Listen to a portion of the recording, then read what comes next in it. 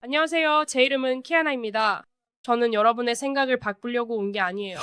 저는 주로 그냥 묻고 싶어서 왔어요. 왜 최근 몇 년 사이에 낙태가 이렇게 정치적이고 분열적인 이슈가 되었다고 생각하시나요? 음, 로데 웨이드 판결이 폐지된 것이 확실히 그 이유 중 하나죠. 그리고 두 번째로 지난 60년 동안 그다지 미묘하지 않은 비인간화 운동이 있었어요. 그 운동은 당신이 원한다면 자신보다 작은 인간을 짓밟는 것이 허용되고 정당화된다는 분위기를 만들었죠. 알겠어요. 저는 주로 그런 신념들의 근본이 점점 더 여성에 대한 증오로 변해가고 있다고 생각해요. 그래서 그냥 궁금한 건데, 이러한 주장들에는 어떤 동기가 있는 건가요? 왜 우리는 선택할 권리가 없어야 하는 거죠? 제가요? 아니면 당신이요? 살인할 권리나 선택권이 있다는 건가요? 네, 결과는 있겠지만 저는 그 권리가 있다고 생각해요. 법적으로는. 아니요. 알겠어요. 그러면 그래서 그게 저희의 입장입니다. 꼭 그렇지는 않아요. 오히려 예를 들어 산모의 생명이 위험하다든지 그런 특별한 상황에서는 왜 그런 선택권조차 가질 수 없는 건지 궁금해요. 아무도 본질적으로 나는 그냥 아기를 죽이고 싶다고 말하면서 나서는 사람은 없어요. 그게 여기 있는 누구의 의도도 아니에요. 네, 오히려 당신이 말하는 요점은 플랜드 페어런트후드, 플랜드 페런트를 한번 봐보세요. 제 말은 그게 기본적으로 그들이 하는 일이잖아요. 하지만 모든 낙태 중에서 강간, 근친상간, 산모의 생명과 관련된 경우는 1%도 안 돼요. 99.5%의 낙태는 단순히 피임의 한 형태로 이루어집니다. 이건 마지막 선택지예요. 사용하던 피임 방법이 효과가 없었을 때 쓰는 거죠. 아직 준비가 안 됐거나 안정적이지 않은 사람이 아이를 세상에 데려와서 그 아이가 마땅히 받아야 할 삶을 제공하는 걸 원하시나요?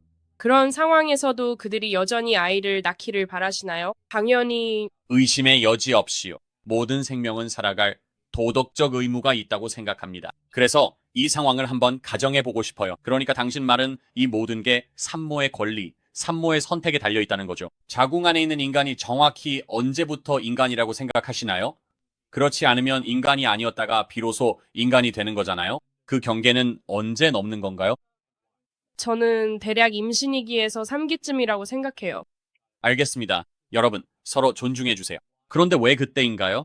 그러니까 2기와 3기 사이에 구체적으로 무슨 일이 일어나서 갑자기 인간이 되는 건가요? 임신 초기에는 세포 덩어리였다가 심장이 발달하고 뇌가 생기죠. 그래서 언제부터 심장은 언제부터 뛰기 시작하죠? 2기 6주요. 6주요. 그건 임신 1기예요. 맞아요. 심장 박동은 6주에서 8주 사이에 감지할 수 있어요. 그건 2달이죠. 임신 2기는 18주가 되어야 시작돼요.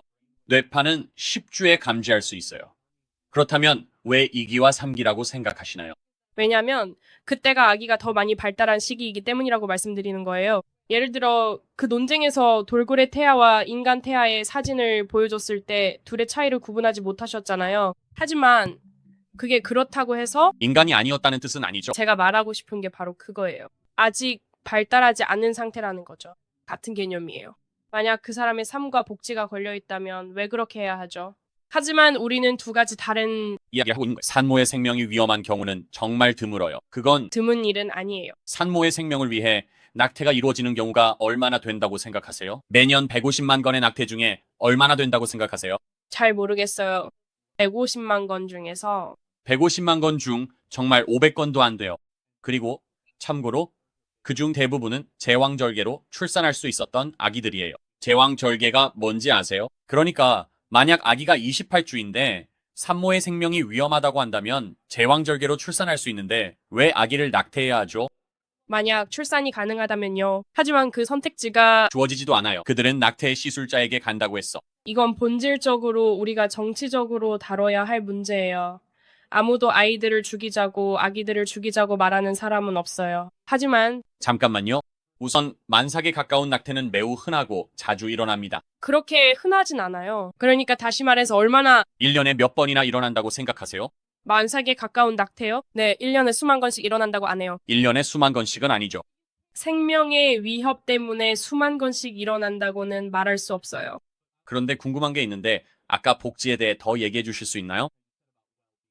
만약 내 복지가 위협받는다고 느낀다면 왜 누군가가 다른 인간의 생명을 끝낼 수 있어야 하죠? 만약 이 관객 중 누군가가 내 복지에 방해가 된다면 내가 그 사람을 끝낼 수 있어야 하는 이유는 무엇인가요? 어떤 도덕적 기준에서 그런 결정을 내릴 수 있죠. 하지만 아니에요. 낙태 논쟁의 보편적인 도덕 기준을 적용해서 저에게 이해시켜 주세요.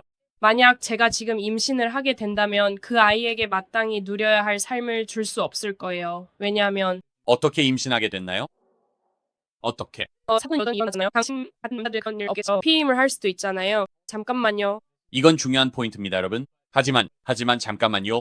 그렇다면 당신도 자신의 오르가즘에 책임을 져야 하지 않나요? The Last Rodeo, 엔젤 스튜디오의 최신 가족 블록버스터 영화가 닐 맥도너 주연으로 5월 23일 극장에 개봉합니다. 프리미엄 멤버가 되시면 The Last Rodeo를 대형 스크린에서 볼 수 있는 무료 티켓 2장을 드립니다. 또한 홈스테드, The Shift 등 엔젤 스튜디오의 독점 콘텐츠도 스트리밍할 수 있습니다. 어떤 영화가 제작될지 직접 선택하고 당신의 가치관을 공유하는 영화와 영화 제작자들을 응원해주세요. 지금 엔젤컴에서 엔젤 길드에 가입하세요. Charlie, The Last Rodeo는 오직 극장에서만 상영됩니다. 놓치지 마세요. 그렇다면 당신도 자신의 오르가즘에 책임을 져야 하지 않나요? 뭐라고요? 아니요. 그러니까 분명히 하자면 당신은 재미는 다 누리고 싶지만 책임은 하나도 지고 싶지 않다는 거군요. 아니요. 그게 제가 말하는 게 아니에요. 저는 사고는 여전히 일어난다고 말합니다. 물론이죠. 그리고 사고가 다른 사람과 관련될 때 무슨 일이 일어나는지 아시나요? 그들을 없애지 않습니다. 사고 때문에 다른 사람을 없앨 권리는 없습니다. 그건 우리가 따르는 도덕적 기준이 아니에요. 맞아요. 그런데 왜 당신은 신경 쓰지 않나요?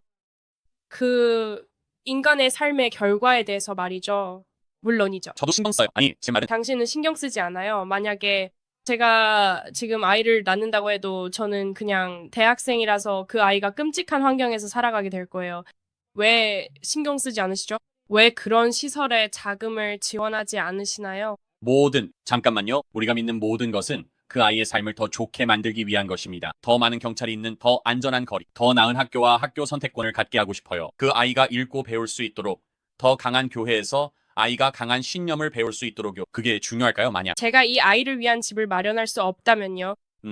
잠깐만요. 지금 일어날 수 있는 모든 일들의 목록을 살펴보고 있는 중이에요. 인플레이션을 억제해서 그 아이가 구매력을 가질 수 있도록 하는 것. 요점은 우리가 보수주의자로서 믿는 모든 것은 이 나라에서 아이를 키우는 것이 더 쉬워지게 만드는 데 있다는 겁니다. 그리고 우리가 어떤 것에 더 많은 정부 예산이 쓰이는 걸 원하지 않는다고 해서 실제로 그게 더 어렵게 만든다고 해서 우리가 그걸 원하지 않는다는 뜻은 아닙니다. 하지만 또 한편으로는 이건 논점을 흐리는 주장입니다. 우리는 한 생명을 없애는 것의 도덕성에 대해 이야기하고 있습니다. 맞아요. 그래서 저는 단지 완전히 명확하게 이해하고 싶은데 6주일 때 그 존재가 정확히 어떤 종인지요? 저는 그게 세포 덩어리라고 생각해요. 아니요. 그건 접합체 드자유체예요. 알아요. 그런데 아니 종이요. 죄송해요. 종이요.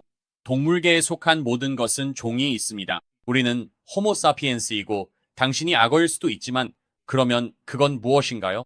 그건 호모사피엔스일 거예요. 그렇다면 호모사피엔스라면 인간이잖아요. 그렇다면 인간의 권리 아닌가요? 하지만 아직 그렇지 않아요. 제 요점은 아직 발달하지 않았다는 거예요. 여전히 그냥 세포 덩어리일 뿐이에요. 그렇죠. 결국에는 말이죠. 하지만 잠깐만요. 제 아기는 지금 9개월이에요. 아직도 발달 중이고 말을 못하고 기어다니고 있어요. 그런데 왜 9개월인 아기가 도덕적으로 덜 가치가 있다고 해야죠? 그러니까요. 사실 우리 모두 아직도 발달 중이잖아요. 참고로 남성의 뇌는 35세까지 계속 발달한다는 거 아세요? 그렇죠. 그럼 우리가 이렇게 말할 수 있어야 하나요?